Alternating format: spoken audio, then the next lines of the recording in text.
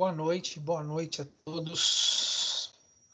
Tudo bem com vocês? Espero que estejam bem. Boa noite. Boa noite, professor.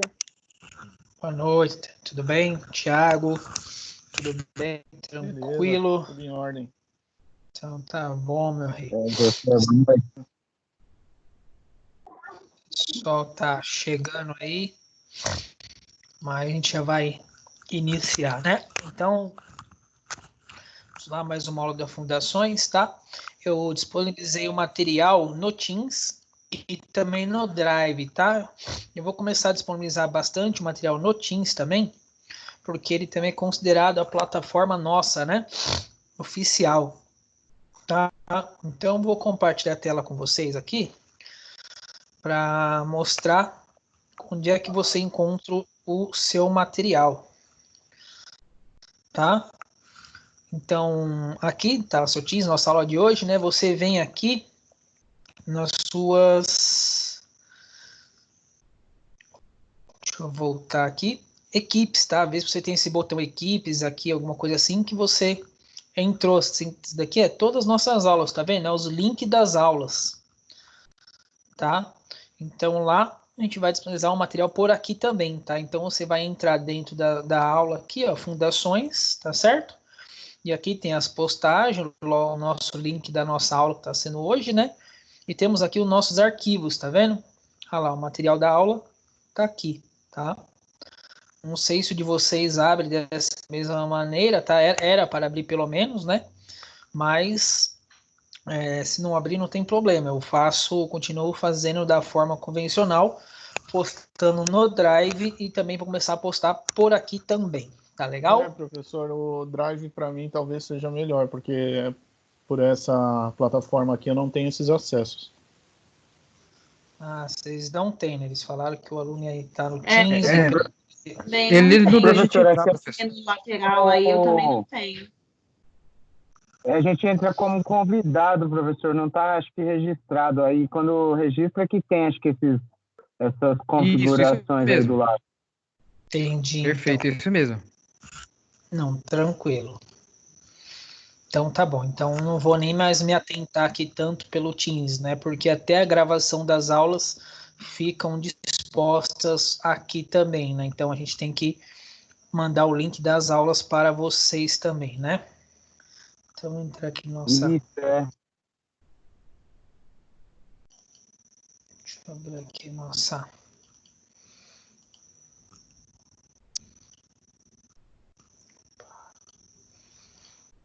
Tem gente entrando aqui. Mas tá bom, tranquilo, pessoal. Tá? Mas o link do material foi disponibilizado também lá pelo Drive, né? Então tá por lá. Espero que todo mundo conseguiu baixar, porque como tem um vídeo, e eu coloquei o vídeo naquela mesma apresentação, tá? Então, para ficar mais fácil do que ficar entrando no YouTube, pelo menos você já baixa e já tá com o vídeo na apresentação aí, né?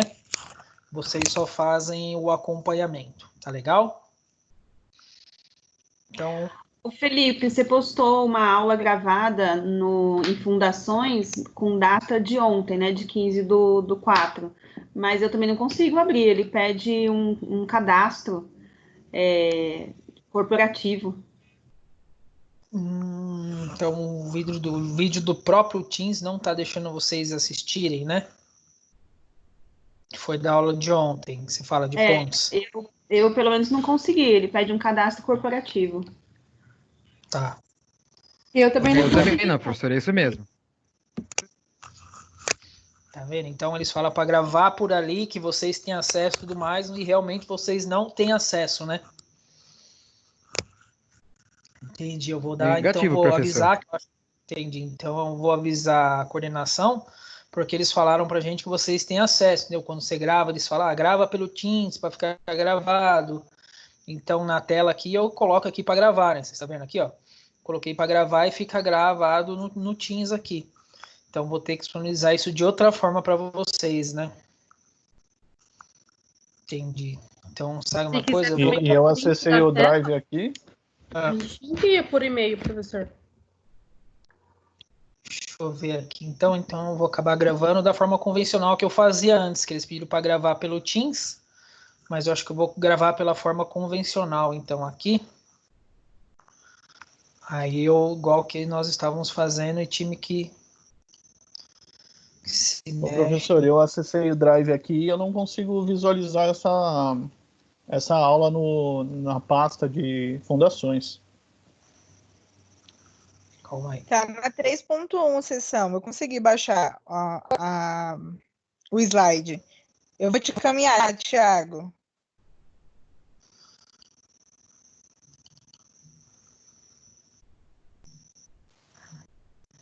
Ah, beleza, então. Obrigado.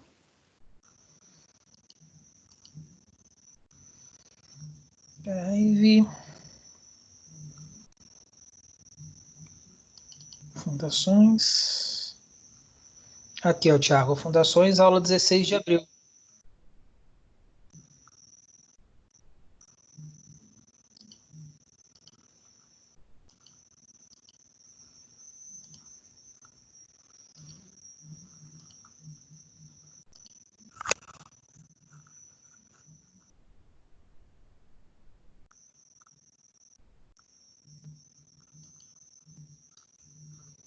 Ah, foi mal, professor. Consegui visualizar aqui.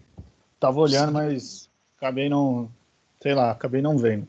Mas tá aqui, sim. Obrigado. De nada. Então, deixa eu gravar aqui. Pronto, já está gravando não só pelo Teams, como também a minha gravação, que depois eu converto ela. Então, fechou. Então, vamos iniciar então nossa aula de hoje aí. Temos bastante coisa para falar, bastante coisa para conversar e além de aprender também um pouquinho a mais, que essa é a nossa função, né? Então, primeiramente, falar sobre o que a gente vai ver, né? Estaca desse contínuo, vamos falar um pouquinho dessa fundação considerada profunda, até super profunda aí, tá? Mas antes, os avisos, tá certo? A Croton pediu pra gente avisar vocês, tá? Desafio nota máxima, tá, gente? Não se esqueçam de você entrar, participar, preencher suas questões, tá certo? Entre no seu AVA, façam suas atividades corriqueiramente, tá bom? Para vocês não ficarem no índice, tá? Só exemplificando, ontem eu tenho 45 alunos e minhas atividades estão gerando em torno de 30 a 35 alunos. Então, temos 10 alunos aí perdidos que nunca nem entraram a matéria, tá? Então, aqui talvez não seja diferente. Então, por isso que eu peço para vocês acessarem o AVA de vocês, o desafio nota máxima, para estar tudo certinho, tá legal? Outra coisa, tá?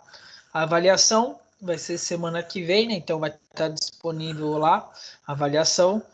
Ficou adotado, tá?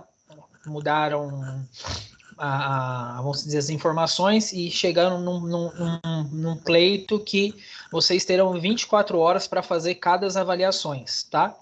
Então as avaliações vai ficar aberto no link, tá? Do dia da aula, então na segunda-feira, vai ficar da segunda-feira às 7 horas da noite até às 18h59 da terça-feira. Então, ela vai ficar aberta durante 24 horas cada matéria. Então, você vai ter 24 horas para você fazer a sua avaliação, tá? Sempre vai abrir às 19 horas do dia que você, da sua matéria, tá? Então, por exemplo, a nossa, que vai ser semana que vem, de fundações, às 19 horas ela vai estar aberta e vai fechar às 19 do dia seguinte, que seria na sexta-feira, tá?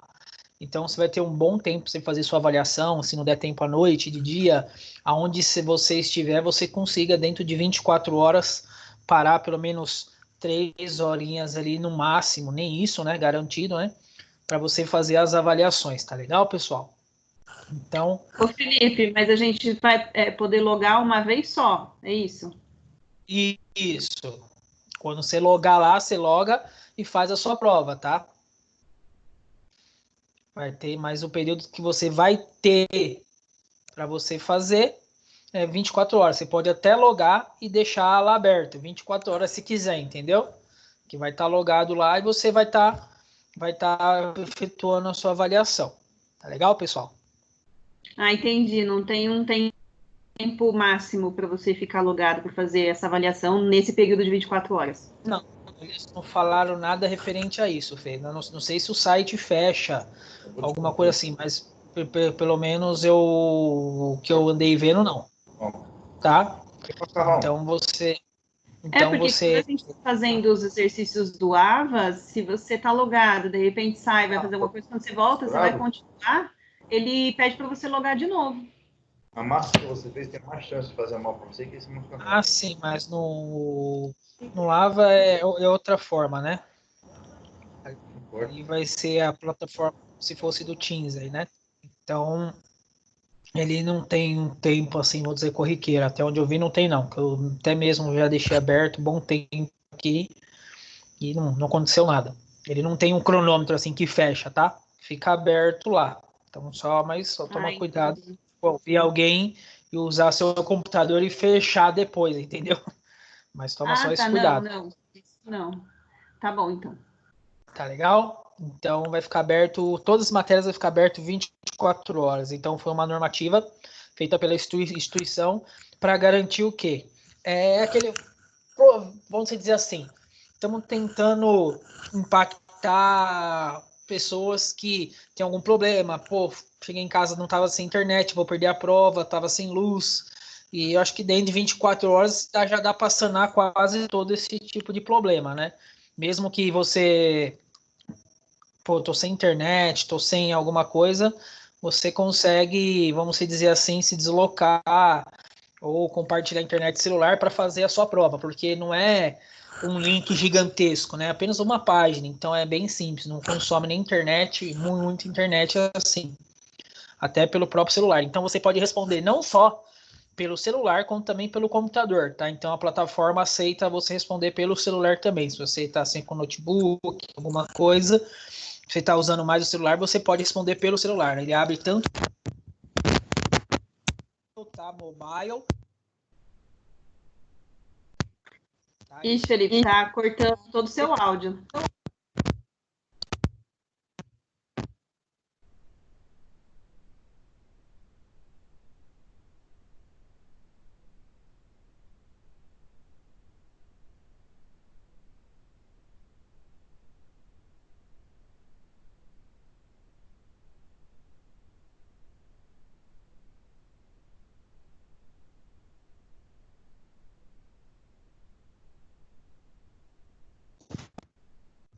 Alguém aí? Alguém?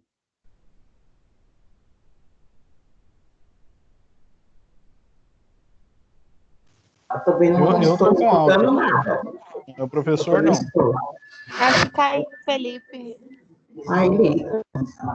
Acho que agora voltou, hein?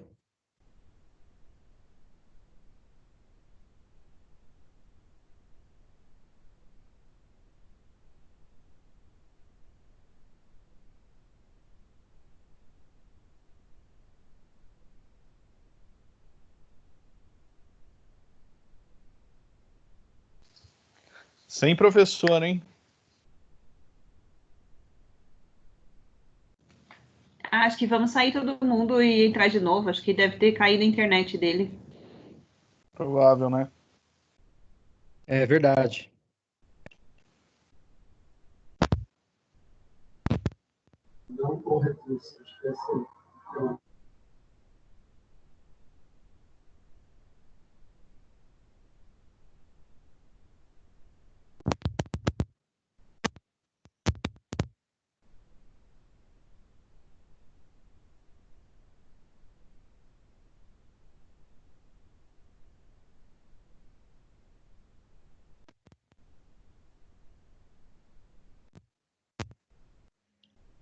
Pessoal, vocês me escutam? Sim. Agora sim, professor. Tá. Ah, tá. Tentando. Todo mundo escutando? Ok. Acho que era o microfone que estava com problema. Então podemos dar continuidade? Por favor. Sim. Então tá bom. Vamos lá, vamos falar um pouquinho de estaca hélice, né? gente vai falar dela aí, tá? É uma fundação que a gente considera ela profunda, tá? E não só profunda, tá? Como também a gente pode falar bem profunda aí, tá certo? Estacas contínuas, a gente consegue aí fazer uma perfuração, uma fundação aí de para lá dos seus 40, 50 metros de profundidade, se tiver necessidade aí, né? Ele é um equipamento extremamente grande aí, tá certo? Então vamos falar um pouquinho sobre elas, tá legal? E vai ter um vídeo mostrando a execução delas aí, vai ter um vídeo que vocês devem tê-los aí, que eu mandei no material, tá junto, tá? E a gente vai explicar um pouquinho sobre essas fundações aí, tá? Eu peço a vocês, se começar a falhar a minha voz ou o microfone não estiver funcionando, vocês me avisem que normalmente o meu áudio funciona muito bem. Mas talvez se estiver falhando o microfone, vocês me avisam que eu procuro aqui mais rápido possível sair e entrar de novo, tá? Então vamos lá, falando um pouquinho de hélice contínua. A gente então já foi falado que ela é uma tipo de fundação profunda, tá? A gente utiliza ela em grandes estruturas, tá certo? Como assim grandes estruturas, tá? Porque ela, por ser muito profunda, ela aguenta uma carga muito alta, né? E ela, então a gente utiliza onde? A gente utiliza ela em passarelas, em rodovias, pontes, nós utilizamos ela em fundações de shoppings, então sempre obras grandes aí, tá certo? E ela é uma fundação extremamente fácil de se executar, não é nenhum, vamos se dizer, mistério, equipamento, tá? Mas a gente vai explicar um pouquinho sobre cada processo de execução dela, tá certo? Então elas são produzidas a partir da perfuração do terreno, certo? Por meio de um trado helicoidal contínuo que retira o solo, tá certo? Então na foto aqui, ó, vocês conseguem ver. É muito parecido com o trado convencional que a gente utiliza na obra. Nós temos alguns trados, até alguns equipamentos, tá? Que nós conseguimos fazer escavações de 1 metro de profundidade, que ele tem esse mesmo sistema aqui, tá vendo? Parece uma espiralzinha. Você vai girando, a terra vai, você vai cavando, a terra vai subindo e ela automaticamente fica para fora, tá? E fica só o buraco. Só que ele tem uma profundidade muito grande aqui, né? Então ele tem, além de ser essa parte aqui para a gente ver do trado, ainda tem mais a tubulação aí na parte de fora aqui que a gente vê que você consegue ganhar grandes profundidades aí, tá certo? Então vamos entender alguma coisinha sobre a hélice contínua, tá? Então ela é uma estaca praticamente nova, tá certo? Começou na década de 50 aí, comparado às outras, tá? Por que começou tarde, tá? Porque a gente precisa de um torque muito grande para utilizar ela. Se a gente está escavando profundidade de 30 metros abaixo do solo aí, tem que ter um equipamento que tem um torque muito grande. Torque é a força do equipamento em fazer ele girar no seu próprio eixo, né? Então não tínhamos tantos equipamentos, tá? Você tinha que converter tratores, entre outras mecânicas aí. Então na década de 50 a gente já era, vamos dizer assim, já sabe a nossa tecnologia dos pneumáticos, tudo mais, né? E acabou se adequando ela aí, tá certo? Os equipamentos eram constituídos, tá? Sem guindaste, tá? Era uma torre que era acoplada, tá? De 40 assim, até diâmetro de 40 centímetros, tá? Devido ao baixo torque aí, tá vendo? De 30 a 30 quilonewtons por metro aí, tá certo? Que é como se fosse o momento, a rotação, né? Então a gente tinha baixo torque, tá? A partir da década de 70 aí, tá? Foram mais difundidas na Europa e no Japão. E no Brasil, ela foi já executada, temos dados aí desde 87, tá? Uma das primeiras estacas a ser feita no Brasil, tá? Com ampla divulgação hoje aí, de 93 para frente, que foi o grande boom da época dos grandes shopping centers, né? Quem é da década de 90 sabe que São Paulo, principalmente, estamos falando de São Paulo, que é a maior cidade, né? As maiores construções foi a partir da década de 90 que começou a construir os grandes shoppings, mega centers, centros de eventos, né? Não tinha tanto essa estrutura que tem hoje aí, só tinha o AMB, tinha os shoppings antigos, acho que era o Dourado, o Center Norte, e depois tinha o Bourbon, esse perto da Barra Funda, só tinha 3 shoppings em São Paulo inteiro, né? Então vão se desempensar, imagine São Paulo só com esses 3 shoppings. Então começaram a crescer as edificações com maiores tamanhos gigantescos, né? E essa fundação foi onde conseguia suprir bastante essa necessidade, tá?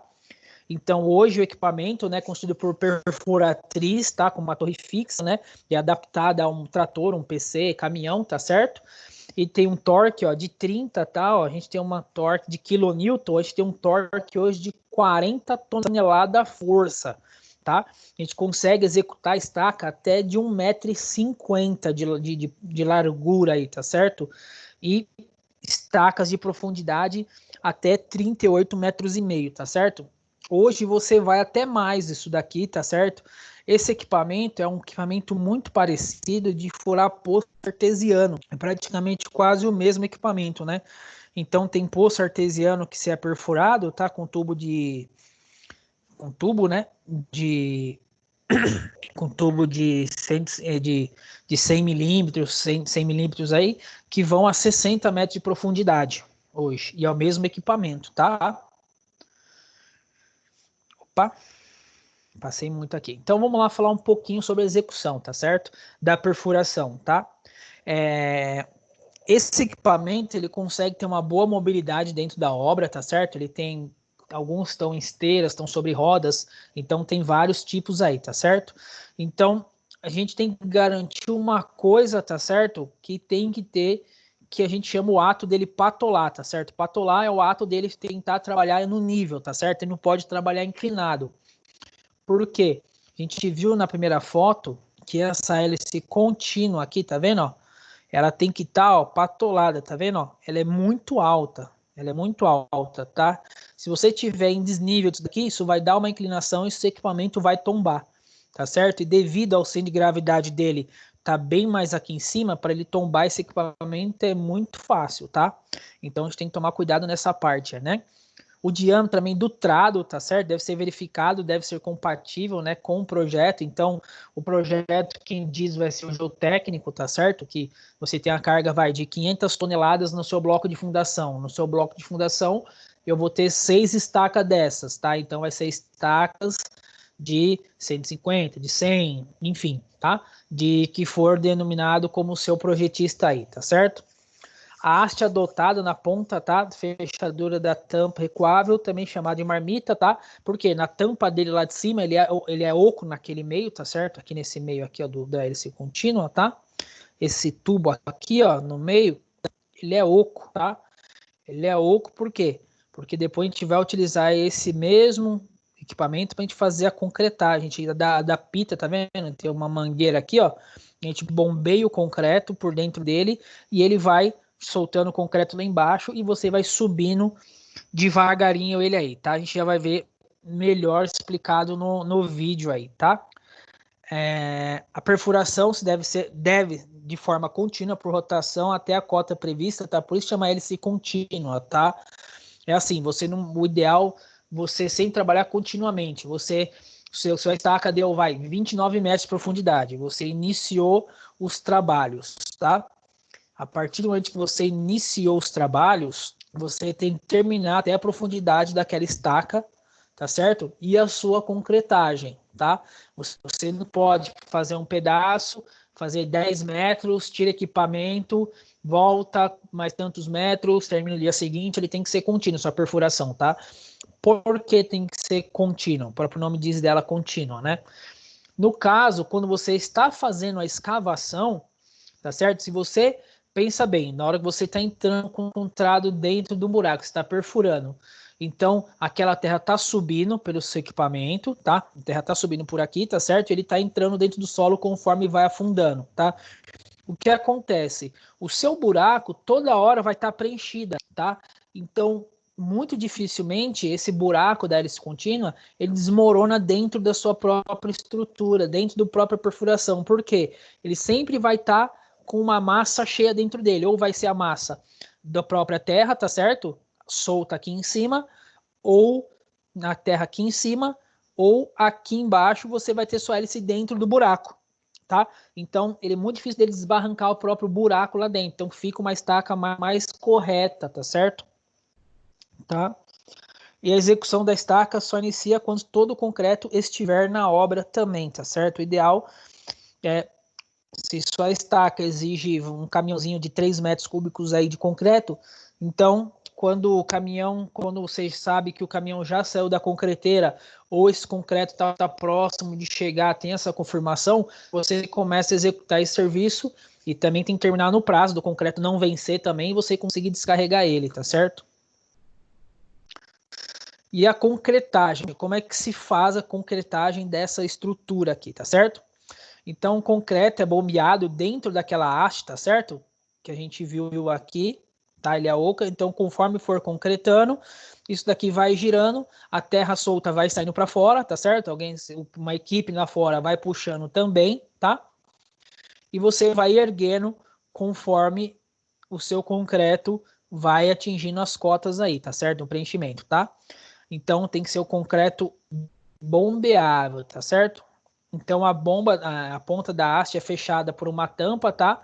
Ela tem uma tampa na ponta dela, como se fosse um diafragma, né? Para evitar que a água entre aí, tá certo? E contamine o concreto aí, tá? Então, sob pressão, concreto, certo? Essa tampa lá de baixo, ele expulsa o ar, tá certo? E passa a ser retirado sem rotação. Então, ele começa só a erguer, tá certo? E o concreto é injetado sobre uma pressão de ordem de 0,5 até 1 kg força por centímetros quadrados. Né? É a parte de bombas de concreto, né? Tem que ser nessa pressão, porque é uma pressão, vamos dizer assim, regular, que o equipamento consegue subir, tá? E também que suporta também toda a parte de mangueiras, tudo mais do seu equipamento, tá? Então, a concretagem executada até a superfície do terreno sem rotação ou talvez no final, pode ser que ele dê alguma rotaçãozinha no final, para quê? Para tirar um excesso de terra que está bem lá na ponta, alguma coisa assim, tá? Se tiver um pouco de terra dentro do buraco da estaca, tiver terra dentro dele, ele faz uma rotação, mas bem mais devagar, porque a terra já foi escavada, é só terra solta, né? Para aquela terra subir através do estrado e ela não entrar em contato, aquela terra solta com o concreto, tá? Então, a especificação do concreto também, tá certo? Aqui tem um consumo dele, né? O fator cimento-água, né? Brita 0, certo? Então, brita 0 a gente trabalha com pedrisco, tá certo? FCK superior a 20 MPa, tá? O slump 22 mais ou menos 3, então é um slump do concreto que ele não é tão líquido, tá certo? Ele é plástico, mas ele não é tão líquido, né? E aqui algumas outras informações aqui que nós temos sobre algumas coisas que eles colocam. Então, argamassa com mais de 55%, né? Que é só a massa do cimento também. Cimento de alto forno. Oi? A gente só não pode utilizar o Ari por causa que ele é mais rápido, né? Isso, o Ari ele dá uma secagem mais rápida e uma resistência também inicial muito rápida, tá? O Ari, né? Então, nessa parte, a gente não utiliza tanto ele assim, tá? Entendi. O Ari é muito. Na construção civil, para a gente usar o Ari, é em poucos lugares. A gente consome. O consumo tanto dele, eu acho que não chega nem a ser 5% do consumo geral do cimento, tá? Ele é pouquíssimo utilizado, tá? Mas sempre é o CP2, CP3 aí, tá bom? Que se utiliza mais, tá certo? Então tem que ser o concreto mais plásticos aí. Se vocês já teve materiais de construção 1 ou 2 aí, vocês vão ver o que é um concreto mais plástico, como é que faz para ser bombeado o slump aí, tá certo? Tá certo, então aqui obrigado. tem uma animaçãozinha explicando mais ou menos como é que funciona, tá? Você vê que o equipamento sempre vai ser, ó, tá? Em cima de um trator, de uma escavadeira, tá? Adaptada, tá certo? Então ele se posiciona toda a parte e começa a perfuração, tá certo? Automaticamente, quando você começa a perfuração, essa terra que estava aqui embaixo, ela vai subindo, vai ficando aqui fora, tá certo? Sempre fica 2 a 3 serventes aqui fora com a enxada, espalhando aqui, ou de repente da empresa é bem mais, vamos se dizer assim, trabalhada, fica melhor, vamos se dizer assim, que pensa melhor um pouquinho na execução, ou ele fica um ajudante, uma bobcat pegando essa terra espalhando de uma forma maior aqui, tá certo? Então ele começa a fazer escavação, tá certo? Na mesma época começa a fazer escavação, quando chegou na cota aqui embaixo, ó, a gente já acopla na mangueira, na bomba, tá certo? Essa bomba estacionária, tá? Pelas empresas ter tanto esse equipamento, algumas já tem até a sua própria bombas, tá? Por que que acontece? Já teve muito problema de você perder o seu trado inteiro aqui.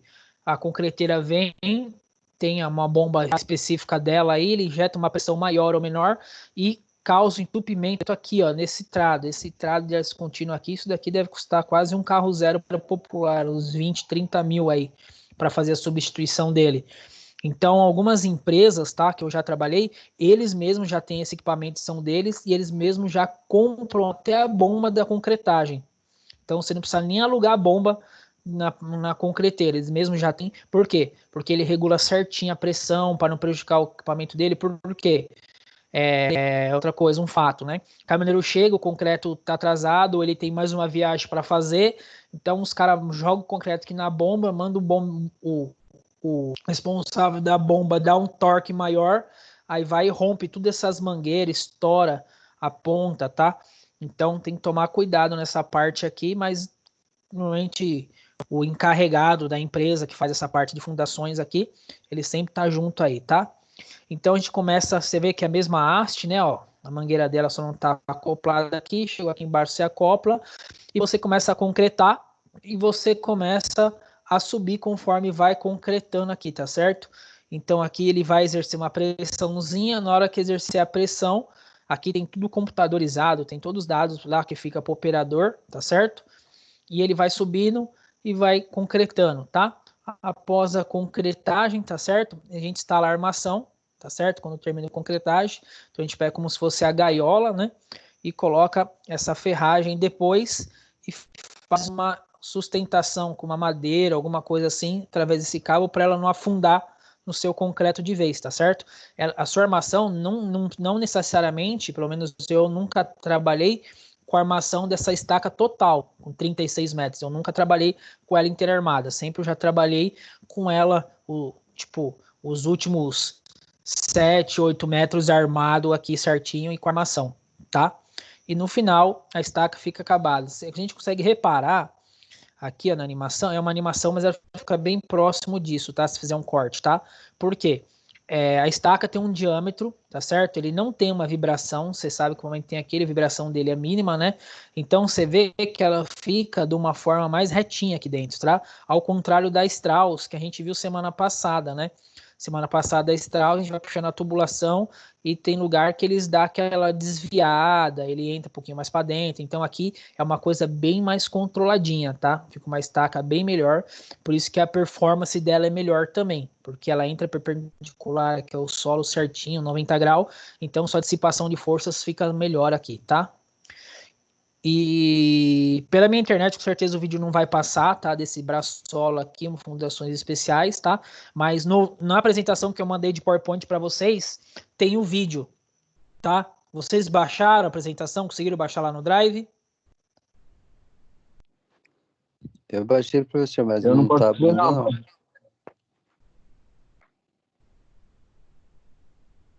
Tem que abrir aí. Não tá abrindo o vídeo? Vê e confirma mais alguém se o vídeo não tá abrindo. No slide de número, acho que é 7 ou 8, 7, se não me engano. Calma aí, 7 ou professor, 8. que eu tô tentando aqui. Tá. Tô tentando também. Na primeira vez não deu certo, não. Vou tentar de novo. Senão eu baixo o link do YouTube aqui para vocês. Não, ele Aqui não tá deu. abrindo, não.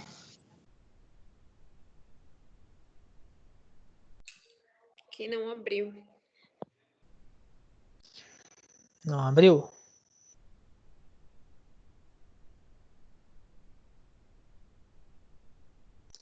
Pra mim também não abriu, não. No meu ele deu a mensagem assim, QuickTime não disponível. Mas você baixou o conteúdo e abriu pelo seu PowerPoint ou você está tentando abrir pelo Drive? Não, eu baixei o PowerPoint e estou tentando abrir. Tá, Ele deixa eu começou ver a aqui se carregar e depois ele apareceu essa mensagem. Tá. Tô abrindo aqui no YouTube, só confirmando esse mesmo vídeo.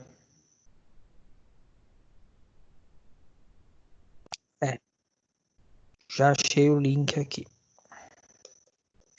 Vou mandar aqui pelo chat do Teams. Opa. Mas vou mandar lá no grupo, eu vou mandar no grupo então esse vídeo aí. Foi lá no grupo, por favor, repliquem a todos aí.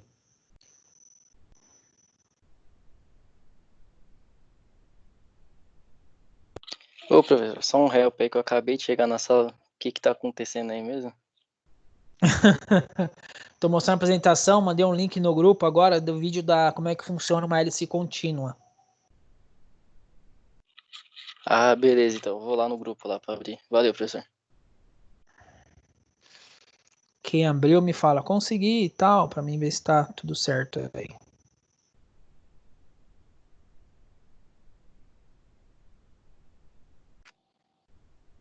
Que tá indo, professor, no YouTube, tá certinho. Certinho. Consegui abrir.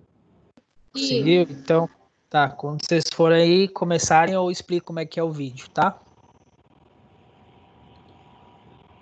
Então, você vê o equipamento, né, já girando aqui, sabe? Tá? Essa perfuração está de modo acelerado, né? É um diâmetro bem grande, você comparar o tamanho da pessoa que tinha no Ô, professor, o seu áudio tá, pelo menos pra mim, tá chegando todo picotado. Não tô conseguindo entender, não. Deixa no mudo o YouTube que fica normal o áudio.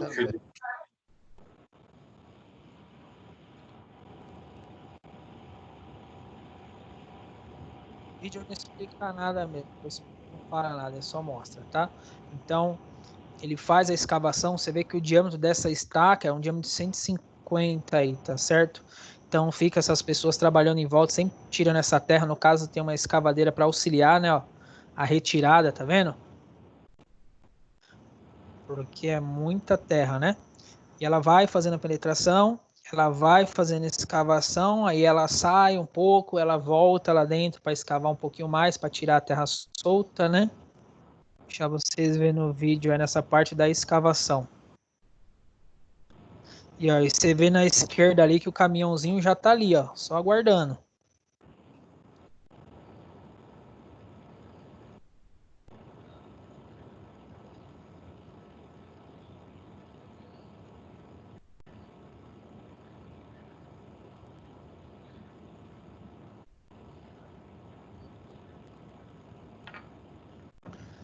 Essa fundação também veio para substituir também um tubulão, viu?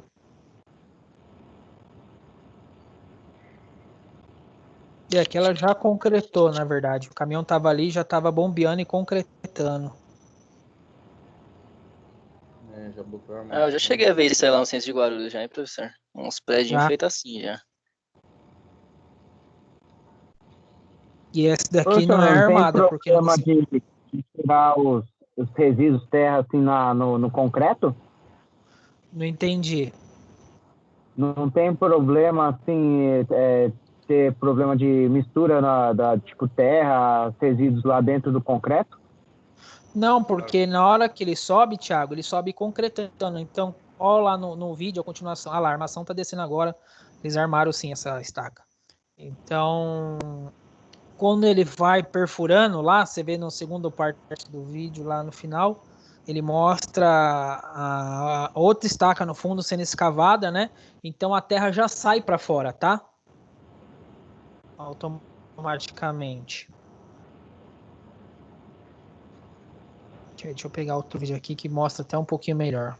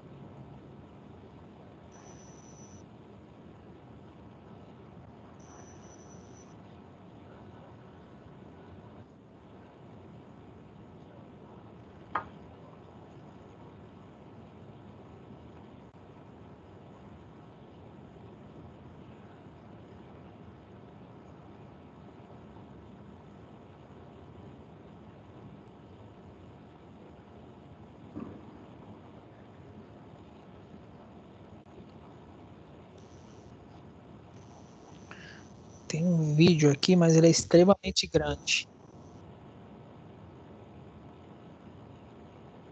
Vou passar ele para vocês, mas ele é bem mais detalhado aqui, tá?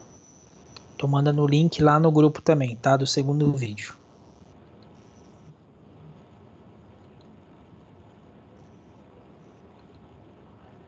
Felipe, esses vídeos estão indo em qual grupo? No grupo de fundações. Ah, tá, que eu não tenho esse grupo, não. Pede para alguém aí pro Japa, para alguém repassar para vocês aí, tá?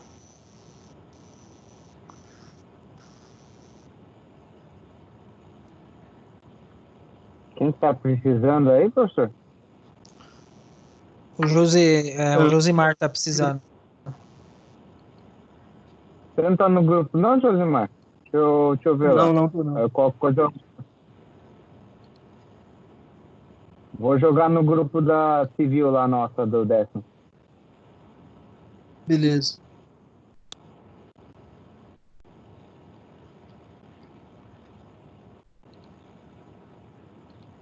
Adicionando o grupo lá depois. Esse segundo vídeo já mostra uma estaca de um diâmetro menor aí, tá certo? Não tão grande quanto aquela lá, mas o equipamento é o mesmo aí.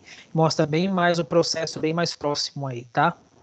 Uma obra lá na cidade universitária, do centro de convenções dele.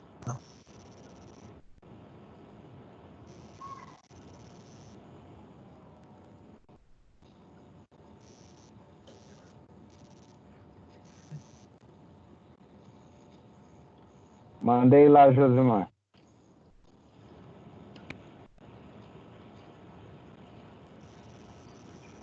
Beleza, valeu. Adicione lá depois, fazendo um favor. Depois o japonês vai mandar o link para você, Josimar.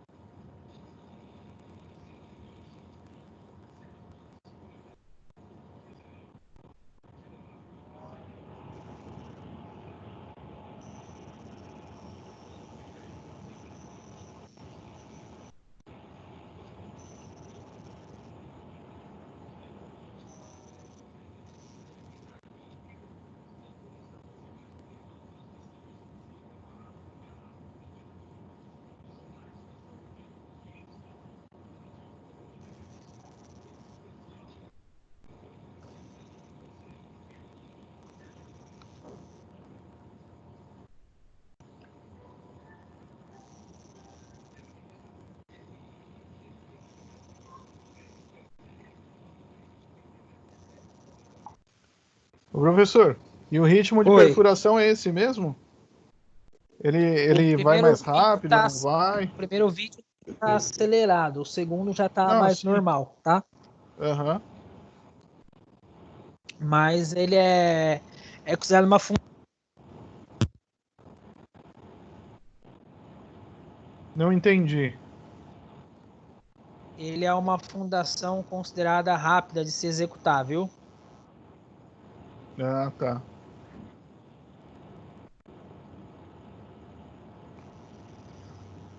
O ritmo dele é muito bom. Isso também varia muito, Thiago, do solo também, tá? Porque se você tiver um solo mais argiloso, mais, vamos dizer, mais mole, então esse equipamento consegue dar uma performance muito maior, tá? Sim, faz Então sentido. você tem essa performance. O problema desse sistema aí também, tá certo? O que são? São as rochas também. Essa ponta dele não é diamantada, ele não consegue estourar rochas ali, entendeu? Se pegar uma rocha num caminho, você vai ter que fazer um ensaio, tá? Para ver se a sua taca vai parar nessa rocha, se ela vai aguentar, ou você vai ter que, provavelmente, como você já fez uma estaca dessa forma, você já tem o seu projeto de fundações feito. Então, provavelmente, você vai ter que tirar essa estaca e contratar uma perfuratriz para estourar aquela rocha, conseguir retirar ela, né? Quebrar ela em vários pedaços, você dá continuidade, né? Mas esse processo aí, cara, quando dá rocha, é um Deus nos acuda dentro da obra. Por quê? Porque vamos supor que fica ela... totalmente incerteza, né? Se realmente a carga solicitada vai dar ou não dá. Então, normalmente o que os projetistas fazem para quebrar aquela rocha lá embaixo, é complexo. Então, você tem que ter uma máquina que você vai ter que tirar a estaca contínua, vai ter que entrar outra. Pode ser que aquela parede de terra que está ali dentro da contínua contínua certinho, né? Ela desbarranque. Então, é um pouquinho mais complexo. Normalmente, o que eles adotam? Eles tentam ver o ensaio das outras estacas, tá certo? E, de repente, se foi uma que você executou, era um conjunto de 4 estacas ali que você estava fazendo. Uma deu na rocha, então as outras 2 vão aumentar o diâmetro dela. Então era para ser de 30 centímetros, vamos fazer ela de 50. Dar uma redimensionada em tudo no bloco, e essa carga de 50 vai substituir aquela força que não conseguiu chegar na rocha, entendeu? Entendi. Tá sujeito a não coloca isso. Estaca na rocha, professor. Oi? Elimina isso daí. Aonde chegou na rocha lá, que não, sei lá, não conseguiu perfurar, aumentou as outras, mas essa ela faz até onde chegou na rocha ou não? Faz, mesmo assim você faz o ensaio e aproveita ela. Ah, entendi. Coloca pelo menos o tanto que chegou de profundidade e coloca uma estaca ali. Isso, você faz aquela estaca, concreta ela, tá? Quem vai falar melhor vai ser o geotécnico, né? Se vai fazer ou vai soterrar ela ou não. Mas já vi casos do pessoal fazer mesmo assim e depois faz o ensaio da carga. Então faz essa estaca e depois de 28 dias aí faz o ensaio, coloca o macaco hidráulico nela e empurra ela para baixo, vê o quanto que ela oscilou, se ela aguentou a carga solicitada. Então você põe o macaco hidráulico lá, né? E põe uma carga de 5 toneladas, ela era para aguentar no mínimo 7. Então com 5 você já consegue ver se ela já deu uma variação ou não. Aí você já consegue usá-la, ou dali mesmo você nem utiliza ela, acaba mudando todo o sistema, né? Fundações é um negócio extremamente legal, tá certo?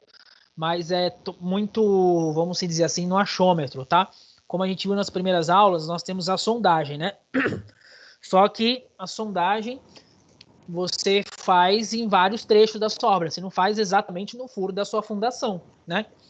Então, tem casos que é muito comum, você tá fazendo e dá rocha, e esse que é o pepino, deu rocha, então, o que você faz? Você elimina praticamente, você vai perder 1 dia, 2 dias da sua produção, até entrar com teto, com geotécnico, com responsável, tá? Porque quem cuida da parte de fundações, umas coisas, fundações que eu tô falando, hélice contínua, se for uma edificação grande, não estamos falando de edificação de casas, residências, nós mesmos conseguimos ter autonomia, aumenta o bloco de fundação, faz outra estaca. Então, estou falando de edificações de médio, grande porte aí, estamos se falando, tá? O que vai acontecer? Vai parar e você vai ter que esperar chegar o geotécnico. Então, o ideal é você ter uma frente de trabalho muito boa, tá? Então, por exemplo, você tem na sua obra que você tem, 800 metros quadrados, ele estava num pedaço lá, deu rocha, enquanto você vai resolver o problema dali, ele já tem que ter outra frente de trabalho para ele dar continuidade no serviço, o equipamento não ficar parado. Porque vocês pagam por equipamento de hora parada também. Tem sempre esses equipamentos. Normalmente nenhuma empresa tem esse equipamento, nem Andrade Gutierrez tem um equipamento desse daí. Sempre eles locam, contratam a empresa, né? A empresa vem com todo o equipamento e tudo mais, né? Então, no contrato tá lá, hora parada. Então, equipamento parado, né, na sua obra, né? Então, vamos dizer assim, você contrata para 30 estacas, né? Então, o cara vai lá, pega a sondagem da empresa e fala, no seu índice aqui, eu consigo fazer 3 estacas dia, né? De manhã e mais 2 à tarde, faço 5 estacas, vezes 30 aí, então 30 por 5, você 6 dias você executa a sua obra inteira, tá certo? Aí chegou no segundo dia, pegou rocha, para aí tudo, vamos aguardar.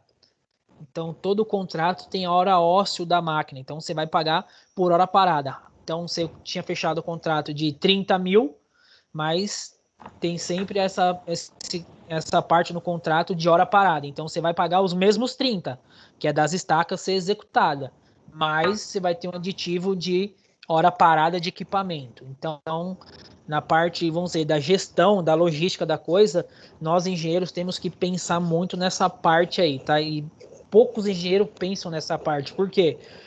O pessoal adora achar que a obra vai dar tudo certo. Adora que você vai fazer 50 estaca hélice na sua obra e as 50 nenhuma vai dar rocha. Então o cara é quase imaginado do cronograma, né? Então o cara tem que pensar como é que se vai, se não vai. Então só quem trabalha em obra mesmo sabe como é que é difícil essa parte aí.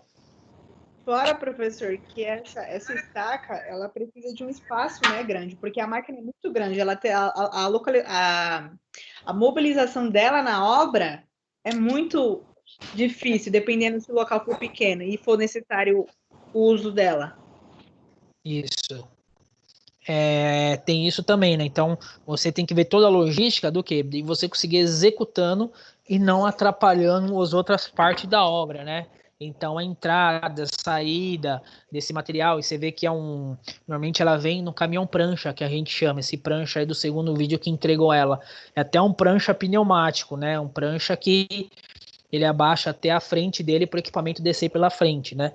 Então, você tem que ter um espaço muito grande, porque a gente utiliza bastante esse equipamento, tá? Sempre obra grande, tá certo? Tem que tomar um pouquinho de cuidado, isso daí chama hélice contínua, tá? E você tem só a estaca hélice também, tá? São duas coisas diferentes, tá? Tem a estaca hélice e a hélice contínua, tá? Esse contínuo é essa que a gente viu, porque você inicia a escavação e a sua máquina só vai parar na hora que ela terminou de fazer aquela ela terminou a fundação e concretou. A estaca hélice convencional, tá certo? Acho que a gente vai falar na próxima aula, tá? Ou é na outra, eu acho que vou falar na próxima aula de tubulão, tá? Ela é somente a hélice, então ela somente escava e deixa o buraco lá aberto. Aí depois você pode concretar 1 ou 2 dias depois, mas não tem essa performance de uma fundação tão profunda aí, tá legal? Então, podemos dar continuidade para a nossa última parte aqui dos slides? Beleza, vamos lá.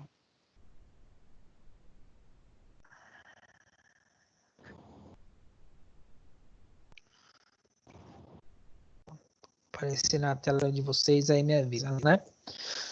Então, vamos falar um pouquinho das vantagens e desvantagens, tá certo? A vantagem, tá? Produtividade dela, tá? Se for um solo mole aí, cara, você faz 7, 8, até 10 estacas por dia dela aí. Se for um solo mole, uma profundidade não tão grande, você consegue produzir muito mesmo. Você pode matar toda a sua fundação da sua obra em menos de uma semana, todas as estacas. Imagine o tempo que você vai ter. Imagine uma semana, você tem toda a estaca da sua obra já concretada e você já pode começar, por exemplo, em uma semana, falando de obra bem grande, tá? Você já, no segundo dia, você já tem em frente para o pessoal começar a escavar e fazer o bloco armar. Quando você terminou a última concretagem, você já está concretando os blocos de fundações aí, né? Então, ela é ótima nessa parte de produtividade, tá certo? Por ser ótimo na parte de produtividade, tudo que dá uma alta produtividade, um produto, vamos dizer, de melhor qualidade, o custo sempre vai exonerar um pouquinho aí, né? Ela é uma estaca considerada cara de se executar, tá certo? Então tem que sempre fazer aquele cálculo, né? Execução estaca, a carga que eu preciso, o tempo e o que eu economizo. Eu vou economizar uma semana de uma escavação, uma semana disso. Então, no que ela me adianta, né? No seu prazo. Então, você vê os custos da mão de obra que influencia e ela acaba se pagando aí, tá?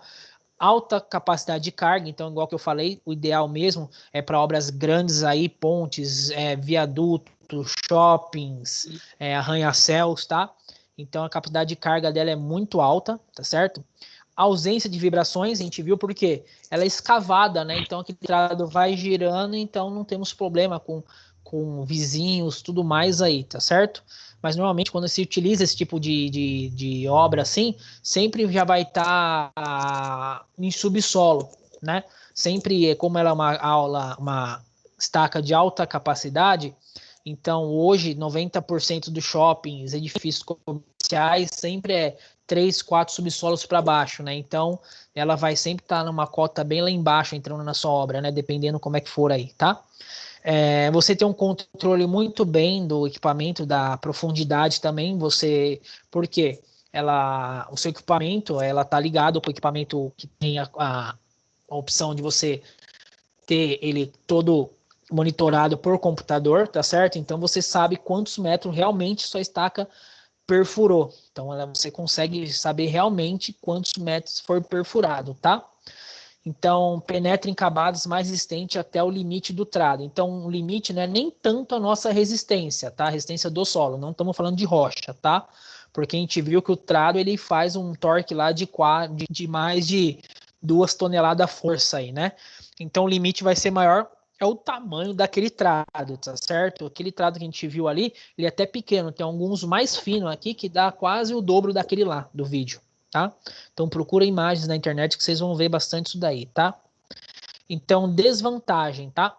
Desvantagem, tá? É a necessidade da retirada do material escavado. Isso é um problema muito grande na obra, a gente chama de movimentação de terra, tá certo? Professor, mas é muita terra? Esse que é o problema, tá? Você vai ter 20 estacas, cada estaca ela vai jogar 1 metro cúbico para fora, 1,5 metro. Sabe que o solo, a gente tem um fator chamado empolamento. Não sei se vocês já viram isso com a Chevine em solos aí ou estão vendo pela primeira vez. O empolamento tem solo que chega a 60%. O que é o empolamento? É aquela velha história. Vocês já brincaram na areia quando era criança na praia. Você fazia o buraco, depois você ia encher o buraco com areia, sobrava areia para fora, tá? Isso é o fator empolamento. Então, aquela areia, quando ela agrega com ar, ela aumenta como se fosse o seu volume, tá? Então, pelo cálculo, mas no meu cálculo aqui, minha estaca vai dar 1,5 metro, 2 metros cúbicos de concreto. Então, é 2 metros cúbicos de terra. Aí você pega 2 metros cúbicos de terra mais 60%, tá? 10%, então se fosse 50%, ela dá 3 metros cúbicos, tá vendo, de terra. Então, você tem que pegar essa terra, você vai ter esse 3 metros cúbicos, tem que levar essa terra para algum lugar. Se você tiver um canto na sua obra que precisa ter um aterro, você leva essa terra para lá. Senão você vai ter que pagar para jogar essa terra no bota fora, ou você ter a sorte de ter alguma obra próxima de outra empresa, enfim, você até, se o solo for muito bom, esse pessoal precisa fazer um aterro em algum lugar, ele até compra a sua terra aí, tá? Não comprar e pagar, mas pelo menos o custo do equipamento de vir, tirar e carregar o caminhão, você não vai ter. Isso já é um bom custo para você, tá? Então, outra coisa, a central do concreto, tá? Não pode ser muito distante da obra, porque o concreto a gente sabe que tem um prazo de 2 horas para ficar no balão, tá? Não é que em 2 horas você pode descarregar. Você tem que descarregar no máximo aí em 1h30, 1h40, tá certo?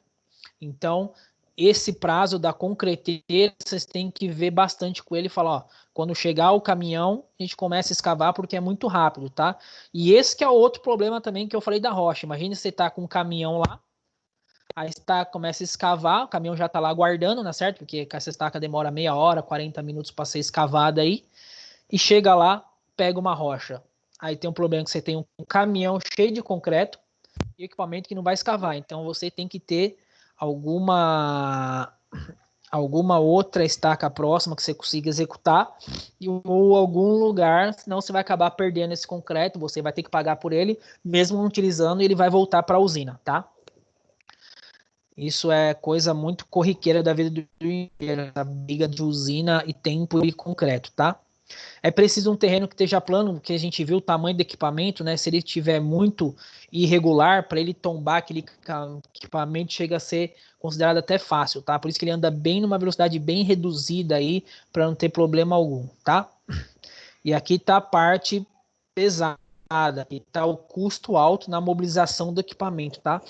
O que viabiliza estar em obra de baixa quantidade de estacas aí, tá? Então tem que ter uma quantidade boa para ele se pagar, tá certo?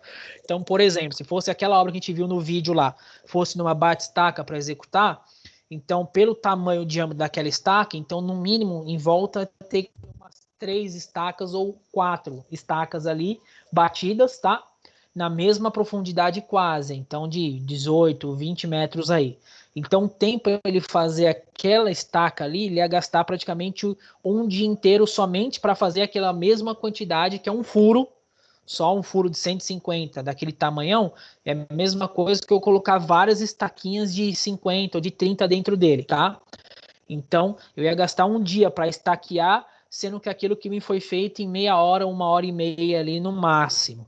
Então, você tem essa vantagem aí do tempo, tá? Mas tem que tomar cuidado nessa parte do custo alto na mobilização do seu equipamento, tá?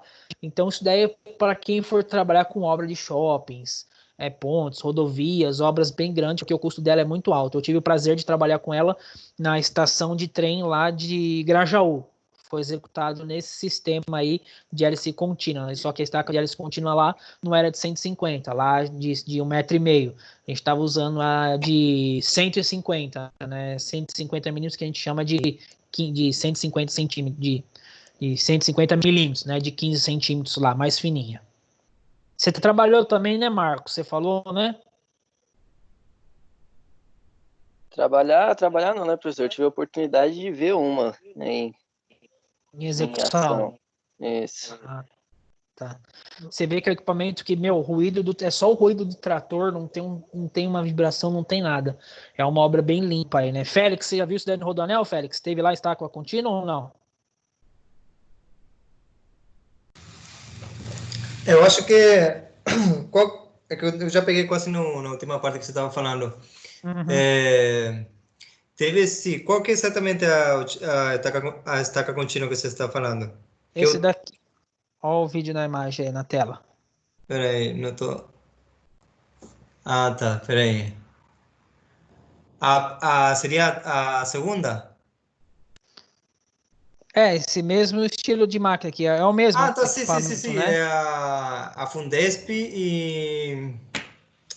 Como que era? São duas empresas que faziam isso lá. Teve bastante disso até.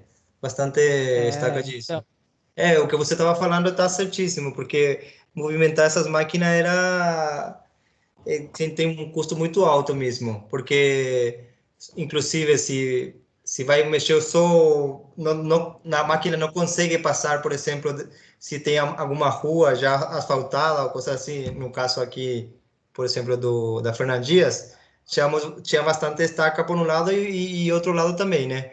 E só fazer essa mudança era um dia de trabalho, só para mudar as máquinas praticamente. É isso mesmo. Oi, pode falar. O segundo vídeo lá, o modo da colocação da armação dentro da broca, no caso, compromete o espaçamento, o cobrimento mínimo lateral da armadura. Já tem esse espaçamento para o espaçador, no caso, para poder garantir a cobertura mínima lateral? Todas as estacas ele já tem espaçadores, né? Deixa eu até colocar imagem aqui para vocês desses espaçadores para quem não conhece. É um negócio legal para você ter de chaveiro na mochila.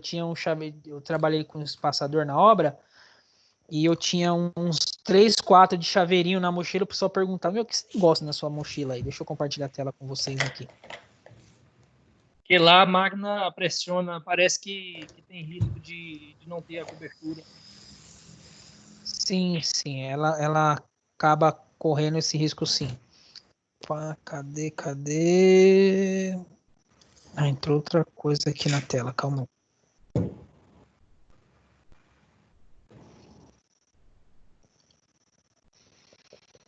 De trabalho, compartilhar esse trabalho. Não sei se vocês todos estão vendo a tela aqui. Ah, sim, tá saindo já. Sim, tô vendo. Sim. Então, tá vendo aqui, ó? Aqui, ó, são espaçadores, tá aqui, tá vendo? Você coloca a barra de ferro aqui no meio dele, tá? Ó, melhor aqui, ó, tá? Você coloca a barra de ferro aqui, você trava a barra de ferro e ele dá essa cobertura. Então aqui tem vários tamanhos, tá vendo?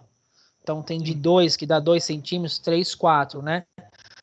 Então aqui, ó, tem uma viga de uma coluna de fundação aqui, ó, já com espaçador, tá vendo? Para dar o cobrimento, né?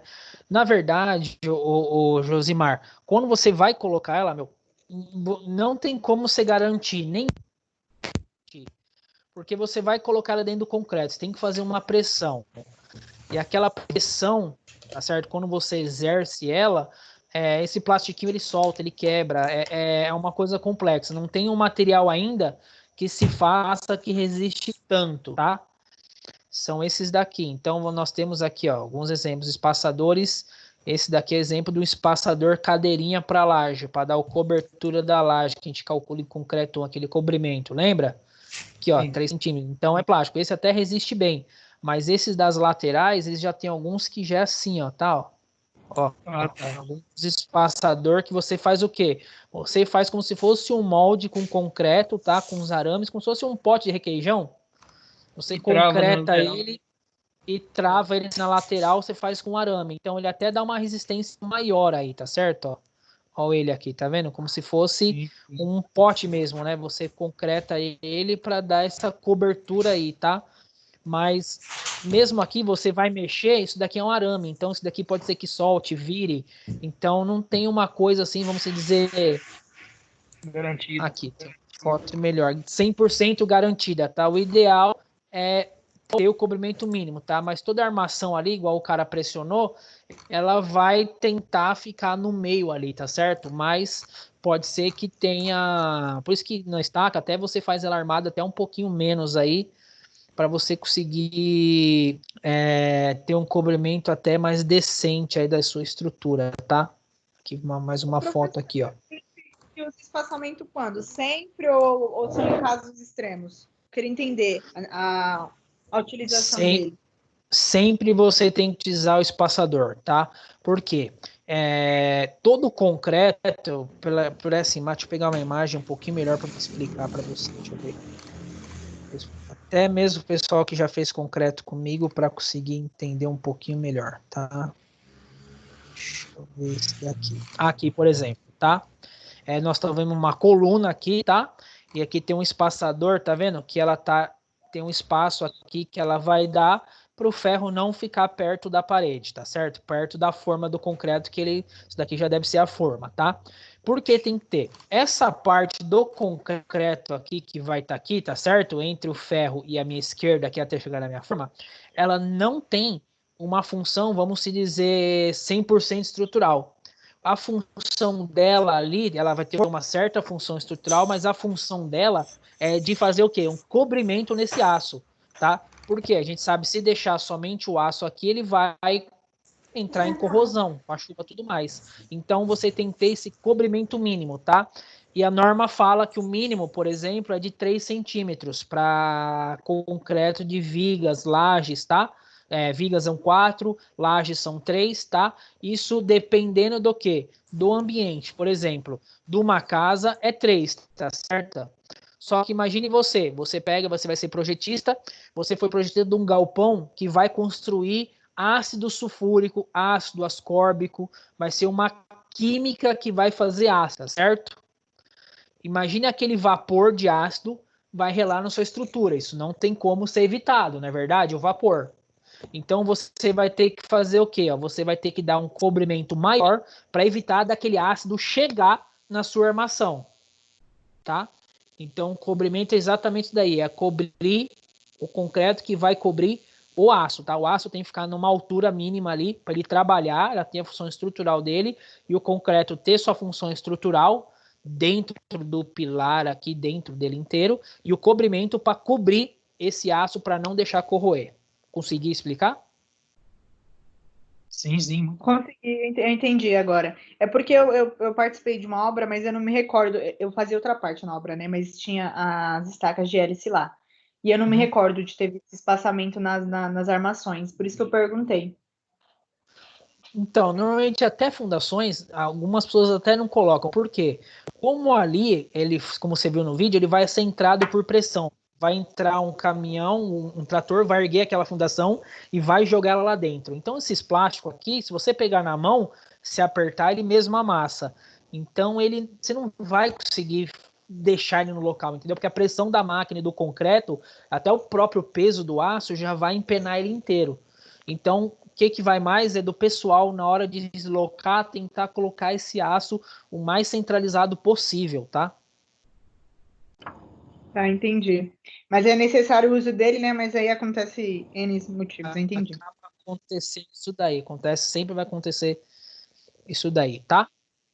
Tá. Tem alguém chegando agora, mas quase no finalzinho aí, tá? Então... E não é à toa, né, professor, que tem alguns casos que quando o índice de agressividade é muito, o pessoal acaba usando um cobrimento até grande, assim, né, de 5, já vi até... Raramente eu vi, acho que um ou outro de 8, mas bem raro mesmo. 8, normalmente a gente vai utilizar quando a gente vai fazer, por exemplo, uma fundação numa área... Vai fazer uma fundação e lá é um mangue, por exemplo. O mangue sabe que é a mistura da água salgada com a doce, né? Então ela é também altamente corrosiva. Então tem que ter uma cobertura maior, ou lugar, fundação mesmo em rios e lagos também, tem que ter uma cobertura maior. Por quê? Dependendo se for rio, aquele rio vai transitar, ele vai bater naquela fundação na sua água. Então pensa bem, na ponte antes da Dutra lá no Rio Tietê, tem algumas pontes que tem uma fundação bem no meio do rio, né? Então você vê ali que aquela cobertura tem que ser maior, porque a água vai gerar atrito. Então o próprio ditado diz, água mole, pedra dura, né? Tanto bate até que fura, e fura mesmo, tá? Então você vai ter que dar aquela estaca. Um dia, de repente, quando for inaugurada aquela ponte em 54, por exemplo, né? Ela tinha um diâmetro de 150. Hoje pode ser que ela já tenha um diâmetro aí de 145, ela já pode ter perdido 5 centímetros aí em volta do cobrimento. Então você faz um cobrimento maior ainda, sabe que vai ter um rio de correnteza batendo 24 horas por dia direto na sua correnteza, na sua fundação, tá? Então você tem que fazer um cobrimento maior ainda, tá? Por isso que sempre quando a gente vai fazer ponte, o ideal é nunca fazer em rio de correnteza alguma coisa no meio, senão, a não ser que não tenha como mesmo, né? Por exemplo, o Ponte Rio-Niterói, pontes grandes assim, aí não tem como, a maresia vai estar lá, então você faz um diâmetro estrondoso mesmo, com a ferragem cabulosa, porque se enferrujar metade, o troço tem que parar em pé ainda, tá? E esse é meu medo um dia ainda, tá? Quem me garante que ainda temos mergulhadores, pelo menos uma vez a cada 6 meses, vendo toda a parte de fundações de uma ponte como o Rio Niterói, por exemplo, né? Difícil aqui, hein, professor? Se tem uma coisa que o Brasil peca muito, em questão de manutenção. Manutenção preventiva, isso é fato, né? Só ver nossas pontes aí, você sair a pé um dia na marginal, uma hora de moto aí para embaixo das pontes, você pode... Não precisa nem levar caneta, você vai anotar, pelo menos na cabeça, qual ponte que não tem um ferro à mostra, ou o concreto já está tão deteriorado que você já consegue ver a marca de ferrugem da estrutura, né? Atravessando o concreto, né? Falta de uma preventiva, né? Então, referente a esse... Tá descendo até mato, né? Aí você sabe que o bagulho tá feio lá por dentro. Já. É um fato. Você vê mato nas pontes, aí já sabe que tem umidade e tem solo depositado lá. Então, infiltrou por algum lugar. Então, já é um lugar propício, você tem que fazer manutenção. Então, tem que ficar de olho, né? Então, referente a hélice contínua, tá? Ela é uma ótima execução de fundação, tá? É relativamente fácil de se trabalhar, rápida, um controle tecnológico muito bom, tá certo? E o problema dela, estacamento é limitado pelo alcance do equipamento, tá certo? Mas como você consegue ter diâmetros maiores dela, então você consegue suprir essa limitação de profundidade, tá? Com a largura, tá? E ela é muito boa de se executar, que a gente viu, fácil, limpa, vamos dizer assim, não tem aquela lamaceira inteira na obra, né? E o ideal também é ela não trabalhar na chuva, tá certo? Quando você vai executar esse serviço, o ideal é não trabalhar na chuva também. Ela não pode trabalhar em dias chuvosos, é bom se lembrar, se tiver straus, pode trabalhar na chuva tranquilo, lama com lama se combina, você não pode trabalhar em dias chuvosos aí, tá? E é isso aí, tá legal? Estaca hélice contínua, né? Tomara que vocês um dia tenham o prazer como engenheiro de trabalhar com equipamento desse daí, é bem interessante. Tá legal, pessoal?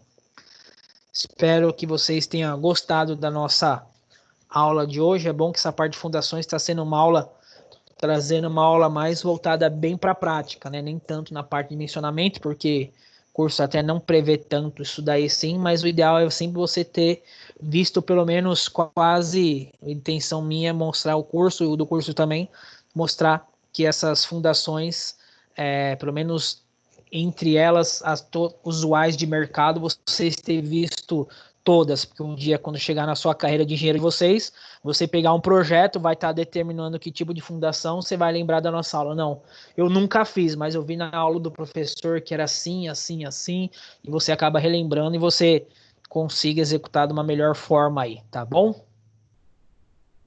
Professor, até porque eu acho que para a pessoa que quer sabe, aprofundar mais em fundações é mais puxado para fazer um aperfeiçoamento, aprimoramento, né? Fazer uma pós, porque é muito complexo, né? Ela é complexa, que ela não só envolve como a parte de estruturas, como também a parte de geotecnia junto, né? Então é duas matérias juntas, né?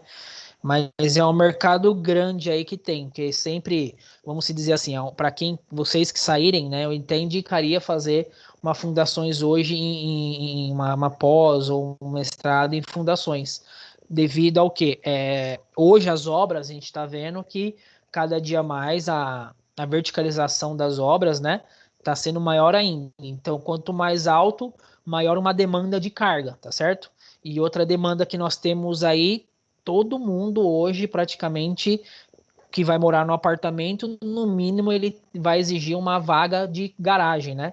Então nós não temos tanto terreno para ter vagas laterais, igual um apartamento hoje que eu moro, ele tem praticamente de área de estacionamento mais que área de prédio, né? Então não temos estacionamento em subsolos, é no térreo mesmo, né? Então tem uma área muito grande, então é um acaso lá onde eu moro.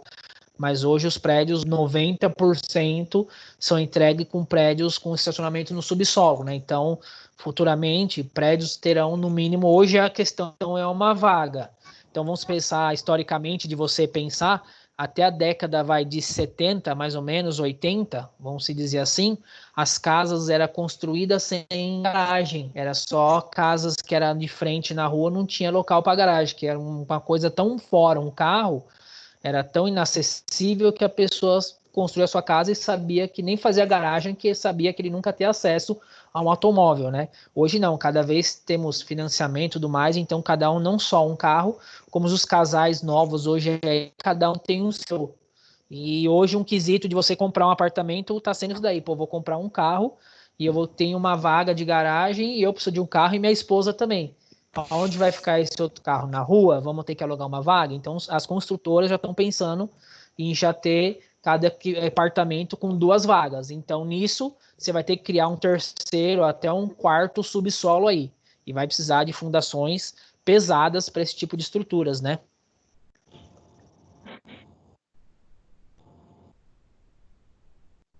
Sim, professor. Eu vejo muito nesse caso aí, como a empresa mexe muito com a parte de aço, né, da armação, isso a gente vê muito mesmo, é muito comum, 3, 4, 5, 6 subsolos, a gente acha até absurdo, mas tem, tá muito comum agora.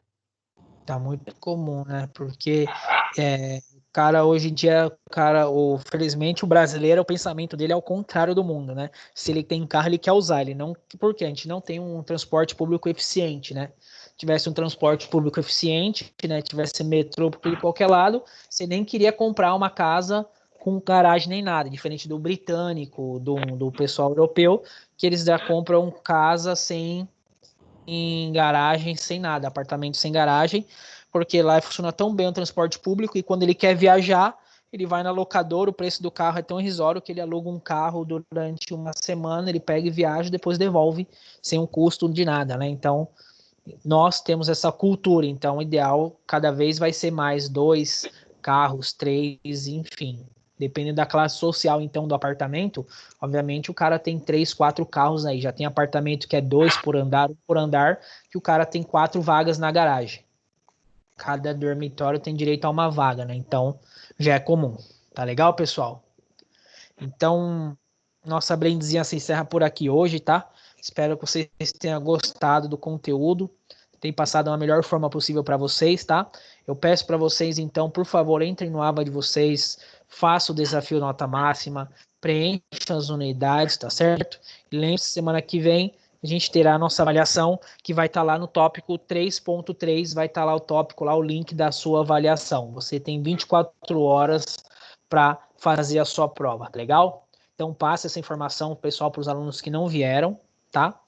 E que vocês consigam ter uma ótima semana e semana que vem ter uma ótima avaliação, tá bom? Ô, Felipão. Professor, obrigado aí. Boa noite para todo mundo aí. Professor, boa noite. Até amanhã. Pode falar, Félix. Sim, boa noite a todos. Obrigada, professor. Seria a segunda unidade, né? Que você está falando aí, o segunda unidade, tópico 3.3, correto? Isso, vai estar no 3.3 lá o link. Beleza, professor. Pois é, essa matéria de hoje foi bem bacana, só que eu peguei já quase no último, porque é super interessante essa parte aí. Se tem alguma pessoa que queira fazer tipo uma pós-graduação nisso, é muito interessante, sinceramente. E tem um bom mercado para se trabalhar, né? Todo mundo que gosta de trabalhar em fundações, não. Não, porque é um trabalho sujo da peste mesmo. Sujo. Só que é o seguinte, né, Félix? Vamos se dizer assim, ó, a hora agregada no valor é muito alta, né? Porque hoje em dia sai muito, a gente vai, por ano a gente forma 40 mil engenheiros por ano, tá certo? E 90% deles querem trocar obra. Não, eu quero para uma Iven, eu quero uma construtora trocar uma obra. Então, o que mais tem é engenheiro para tocar obra. Falta engenheiro com especialização. Não, minha especialidade é em fundação. Minha especialidade é em projetos de estruturas em alvenaria estrutural. Então, falta pessoas. Engenheiro por engenheiro tem muito para tocar obra, né? Mas engenheiro bom que fala, essa fundação tá errada, troca para essa, porque essa vai funcionar, é o que menos tem. Pois é. Beleza, professor. Até quarta, então, a gente tem a prova de ponte. Beleza? Beleza, gente. Obrigado, uma ótima noite a todos aí para vocês. Você também, Filipão. Um abraço aí. Obrigado. Um abraço. Boa noite tchau, a tchau. todos. Boa noite.